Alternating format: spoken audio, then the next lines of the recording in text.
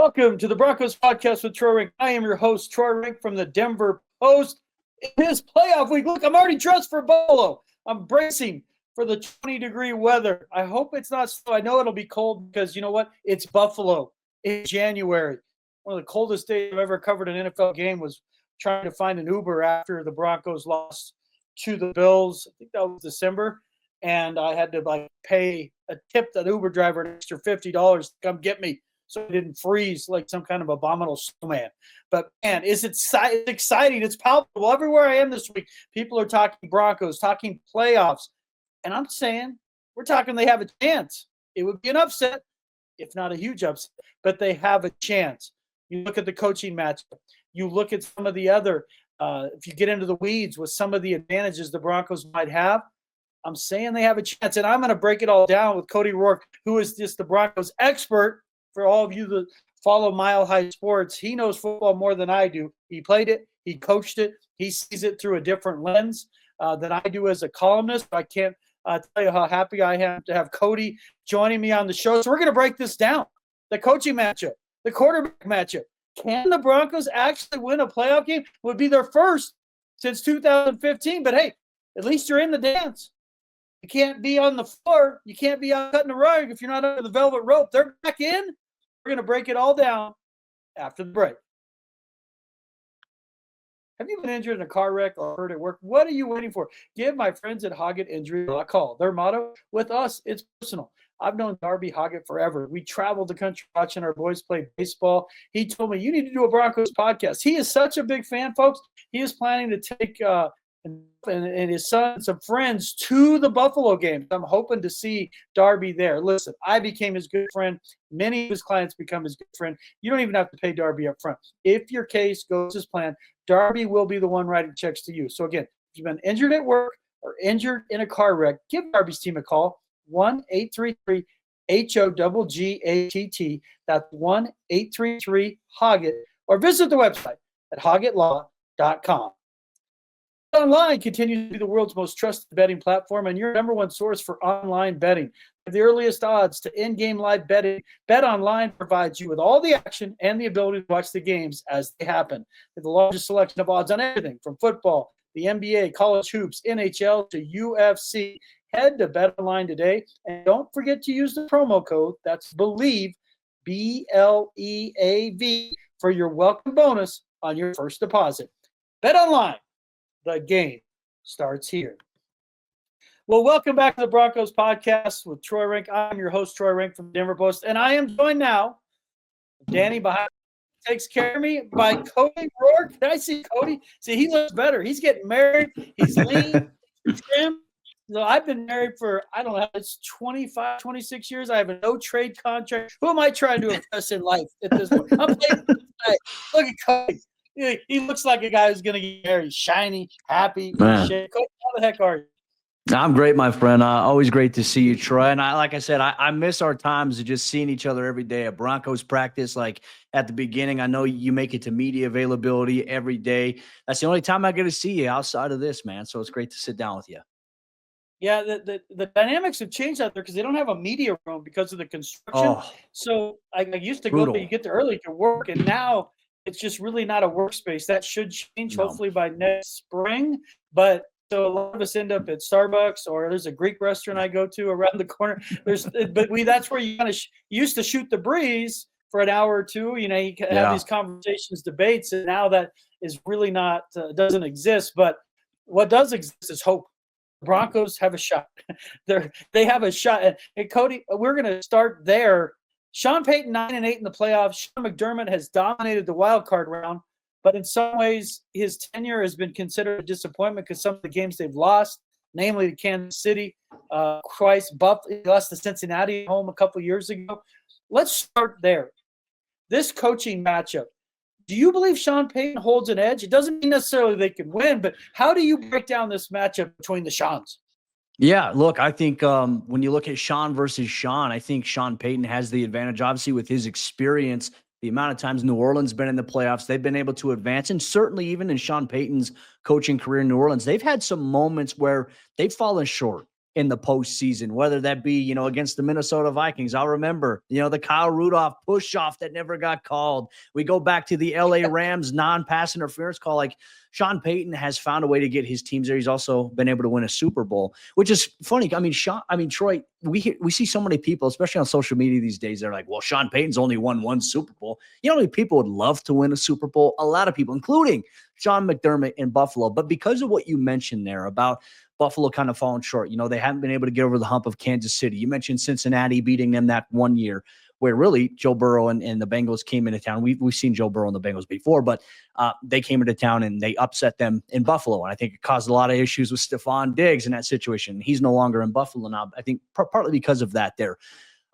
I think there's more pressure here on Sean McDermott. And I think there's everything to gain here for Sean Payton because of the fact that the Broncos have the third youngest team right now in the NFL and certainly a rookie quarterback. For them to be able to be in this position is incredible. Would you like a maybe more favorable draw like the Houston Texans? Absolutely. But as what you said, there is hope. Can the Broncos go in and upset the Bills? If that were to happen, you could see a coaching change in Buffalo because of that. That's why I think there's more pressure on Sean McDermott and the Bills than there are Denver at this point. Yeah, I would agree because the reality is this. Josh Allen, if he doesn't win MVP, he's going to be second. And you can't have years where you have the MVP type quarterback and don't at least reach a conference championship, if not a Super Bowl. They've never reached the Super Bowl with Josh Allen. And I'm not saying that's Josh Allen's fault. He's had a few clunkers, but they should have beat the Chiefs in that game in Kansas City a few years ago. And Allen played horribly against the Bengals.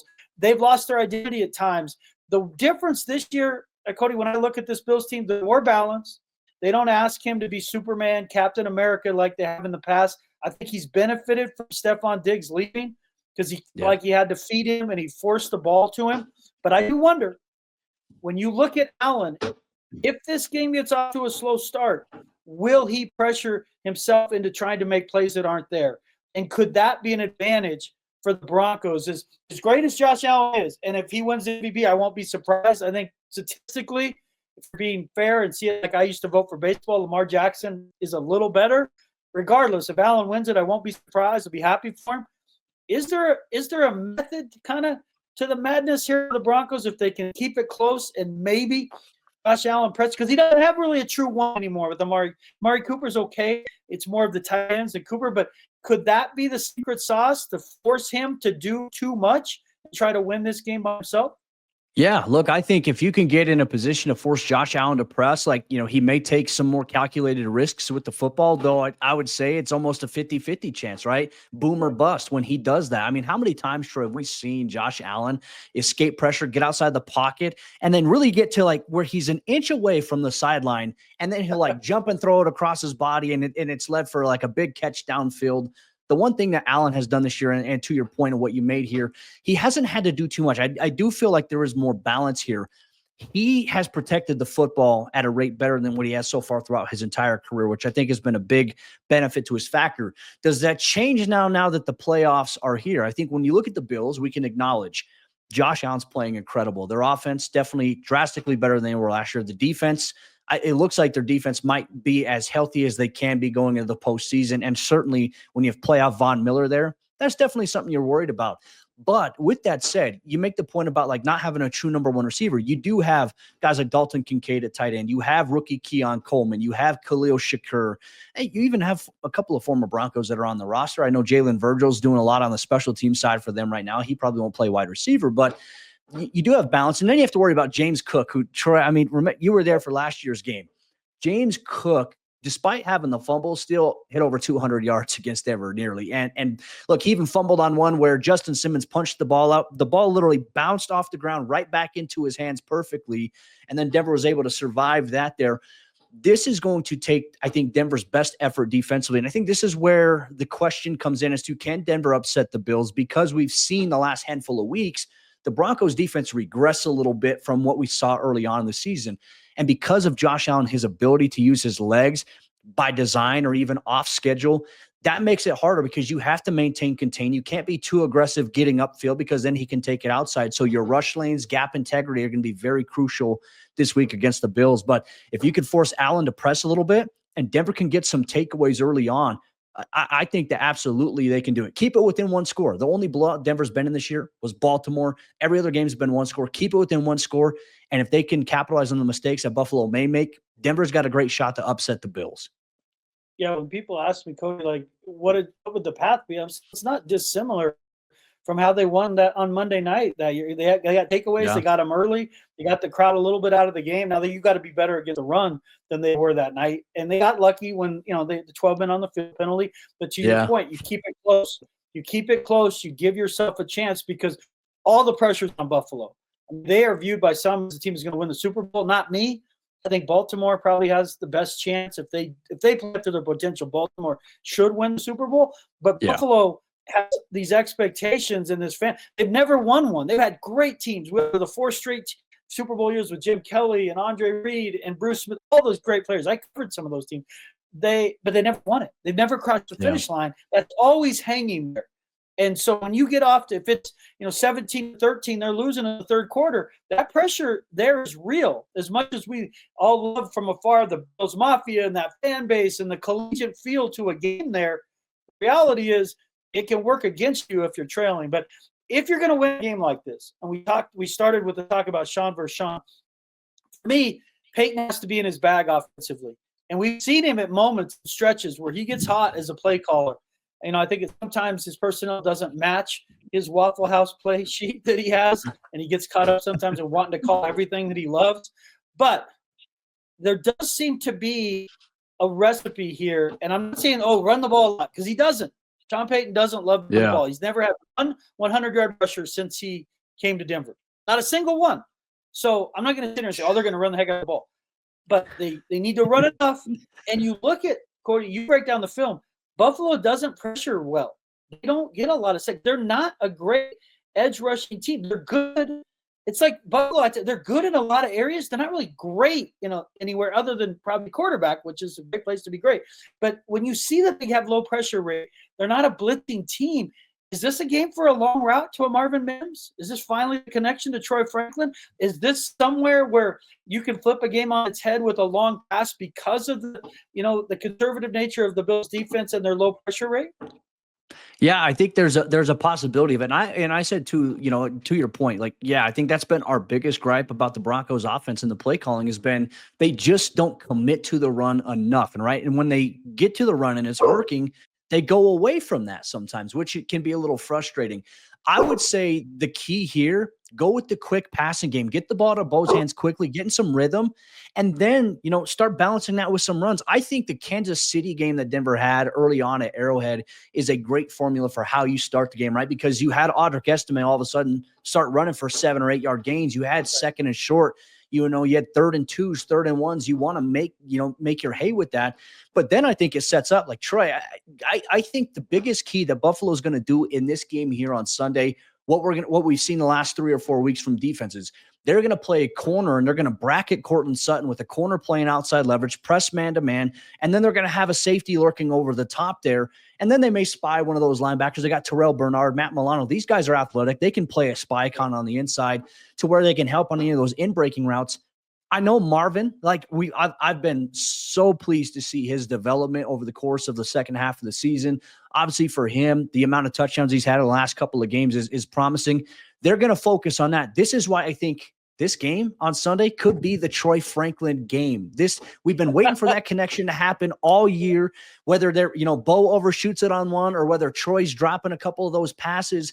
Those guys are trying to get that going, but it can't just be the deep ball. I think that we're going to see Troy Franklin involved early on some short passes, use his speed and space to be able to make plays and to move the chains. We saw that a little bit early on. I think the New Orleans game is a great example of what we've seen that. I think the Raiders game on the road is a great example of what we can see with Troy Franklin, and then the deep shot stuff will come. I think this is the Troy Franklin game.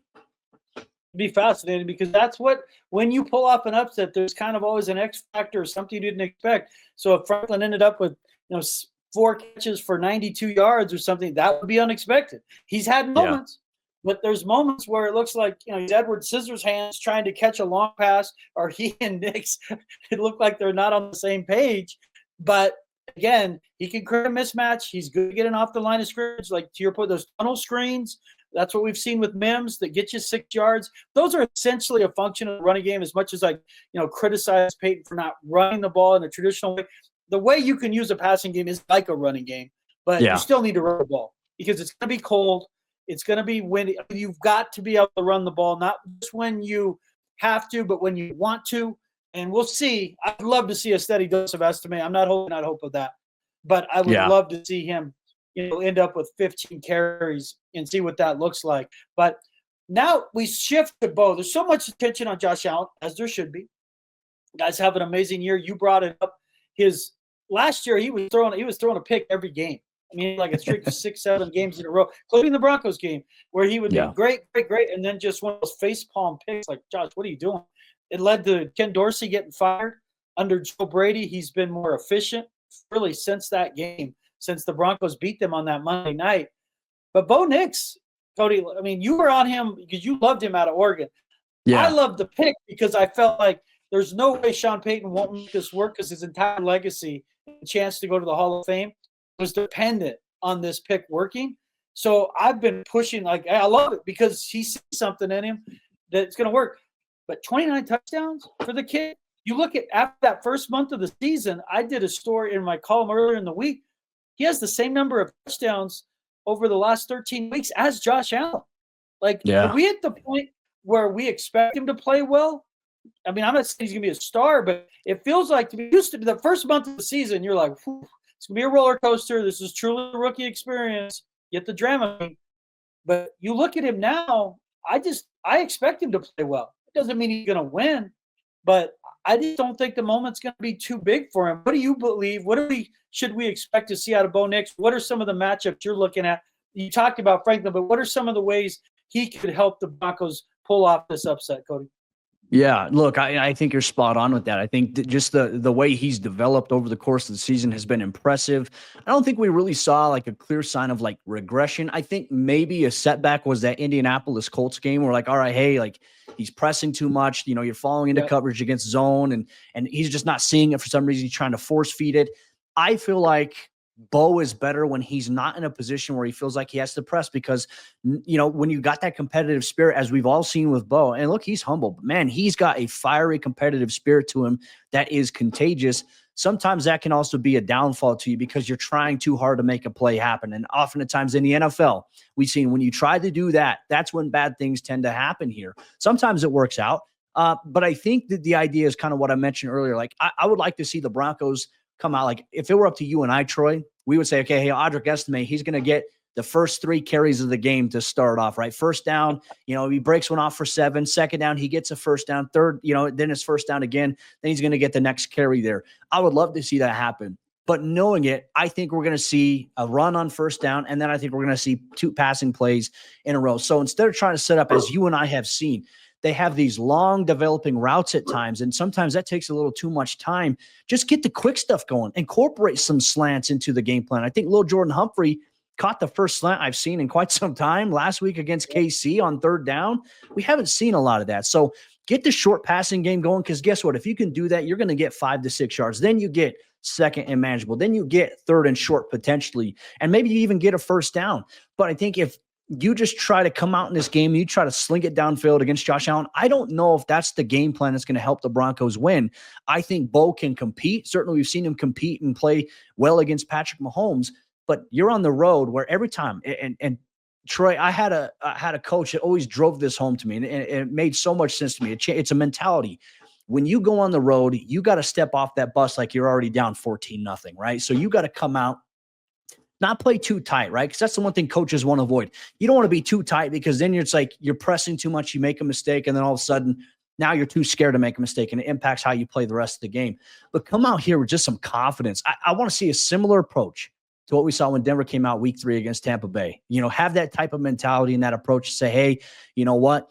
We're here. We're going to take it. Let's go get it. Because next week's not guaranteed. This is it. So get in your bag, Sean Payton, and help your quarterback out. And I think so much of Bo having success is going to be based on Sean Payton. What can you do to help Bo get in a rhythm early on? And I think everything else will follow after that.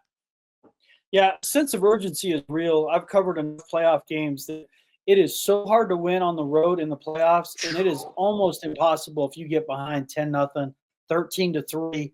And then we've seen it with Bo this year. He's a better quarterback when he plays with a lead. A lot of quarterbacks are, but him specifically, even the defense. Yeah, everything is easier when you're playing with a lead, or even, because that gives you a real shot as well. But if you when you look at the one game, it wasn't a one-score game. What happened? A weird interception at Baltimore. It wasn't Bo's fault. It was Humphrey, and all of a sudden you're down like 14-0 or whatever, and you're not winning. You're not going to beat that team with that talent. You've got to be able to stay with them. Hopefully you throw the first punch and knock them back a little bit, so your sense of urgency creates a little bit of panic from them. But at the very least, stay even with them. And I want to dig into a few more things here because of the way we break down the film. And joined by Cody Roark. You can see his stuff all over at Mile High Sports on their Twitter. He writes, he's video, he played, he coached. I love his perspective on it because it's unique, especially from a media member. If we look back at this game, I'm guessing, Cody, Courtland Sutton doesn't have to be part of it. What is the matchup you think he's going to see from this Bills team? Because they just really haven't won a game where he wasn't a part, other than this game. Typically, when they play well offensively, he plays well. What should we look for in that matchup with Sutton versus the Bills?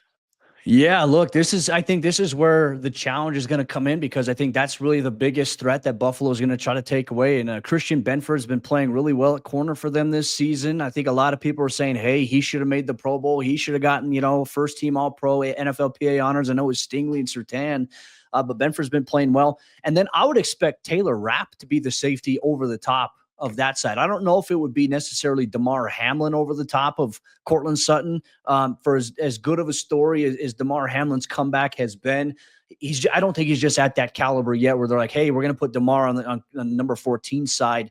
And I think that opens up really well for Marvin Mims and other guys on this roster, if that is the case, if he's the safety on the other side. But Taylor Rapp and Benford, I think, are going to be the two guys really primarily trying to take away Sutton. And look, I mean, Troy, to your point, like even last year against Buffalo, that win doesn't happen if it's not for Sutton's improbable, crazy catch that he had with the lowest probability in the next gen stats era that we've ever seen on fourth down to be able to make that play happen. So I think this is one too, like, I would love to see Sean Payton come out and just run a couple of quick curls and hitches, like get Courtland the ball, 6 or 7 yards depth. Have him use his size to box out one of the defenders there and do it. Because if you're just trying to play the long game where you're just running Courtland deep all the time, I don't know if that's just going to play into Denver's favor well. So mix it up. Courtland has shown he can run routes at the short to intermediate. He can run the deep ball stuff. But you can't just say, hey, run the go ball, run the go ball, run the go ball, because then you get tired. And Courtland's obviously in great shape. He's a great endurance athlete. But get him in rhythm early on. I would love to see some inside routes here to Courtland, even a slant. Like I always felt like when Sean Payton was coming over, hey, Courtland Sutton's going to have over 115 catches a year because they're going to throw the slant to him at this point, because I did that with Michael Thomas all the times.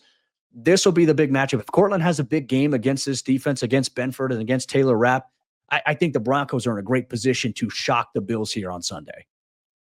Well, let's look at the other side of this, because, again, offensively, the Broncos, they've averaged 32 points a game over the last month. They've been way better than people think.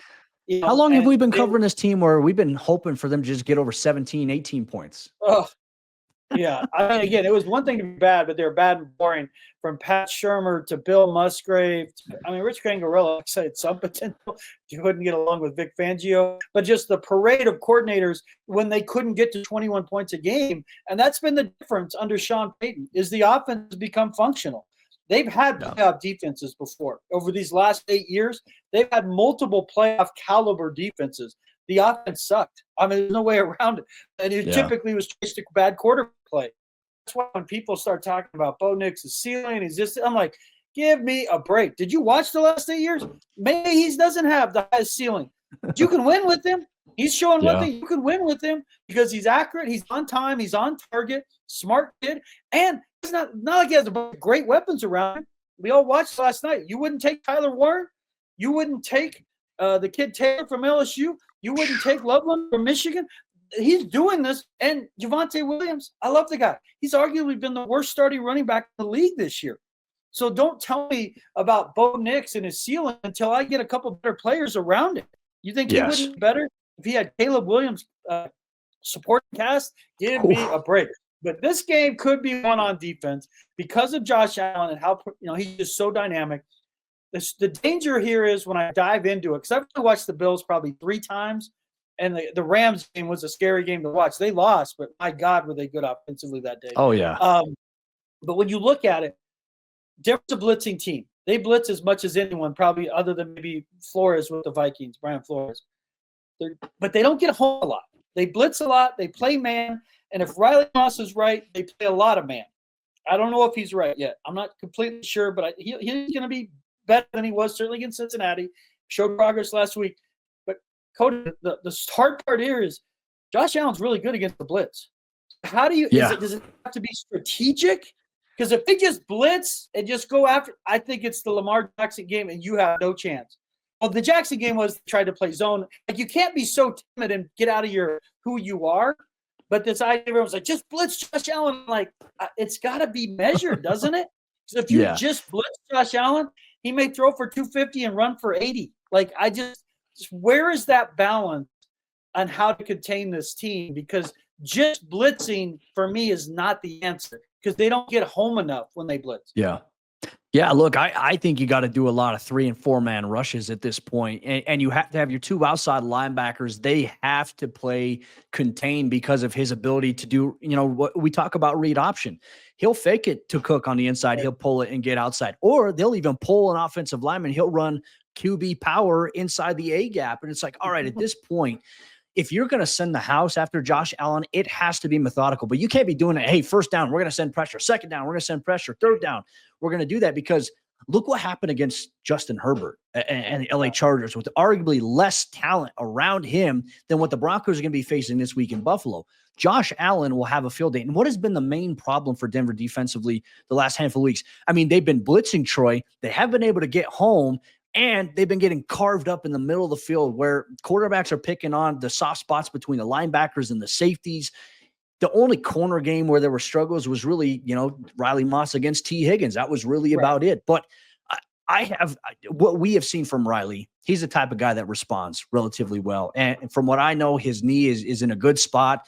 And I think he's just, like I said, not playing for almost a month can definitely derail you a little bit. So I think that'll be good there. I think you send a 4-man rush. You play cover 1. Sometimes you play cover 2 man from time to time here.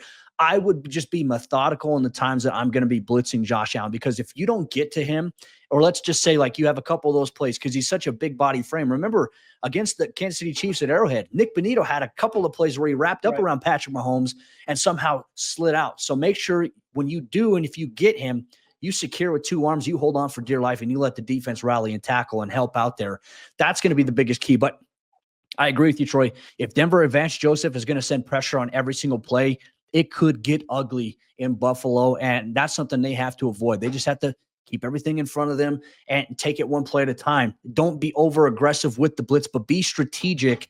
That has to be the biggest key. And I'm very curious to see how it does, because Josh Allen is a guy that gets the ball to his hands quickly when he does sense pressure. He's very good at picking up where it's coming from. I'm just hoping this doesn't have any feeling like that preseason game a few years ago, Buffalo, Denver. You remember that one, Nathaniel Hackett? That was the one where people were like, wait a minute. I don't know if Hackett could be the guy. It won't be that bad because Hackett's no longer here with that. But man, they got weapons. They're so explosive, and Denver's going to have to just be smart with how they approach this game. And look, I like PS2's ability to cover Amari Cooper. I like Riley Moss' ability to cover Keon Coleman or Khalil Shakir, and Jaquan McMillan's had a terrific year, inside the slot. He's been challenged a little bit more than he was last year, but I think that's just a product of where Denver's at and how aggressive they've played. Linebacker and safety play is going to be so big in this game. And hey, this is a big opportunity for Brandon Jones to come out there and make some other plays here. He's been incredible for them. Cody, you're the best, folks. You got to follow his work. At Mile High Sports, he's been doing it a while. Again, he played, he coached. He just brings a unique perspective. I'm so happy you were able to join me. Again, Denver's the ugly guy in the fight. They got nothing to lose. You want them to play with freedom, blend it with urgency, but it's about nuances. Can they find a way to finish? But we're finished, Cody. I could not do this podcast without the great support of Mile High Sports. Danny behind the screen, Nate Lundy, of course, Darby Hoggett, my A1 from day one, and Bet Online. They make it possible. Broncos country, I do this podcast for you. Happiness that begins with me. Go out there and have a great day.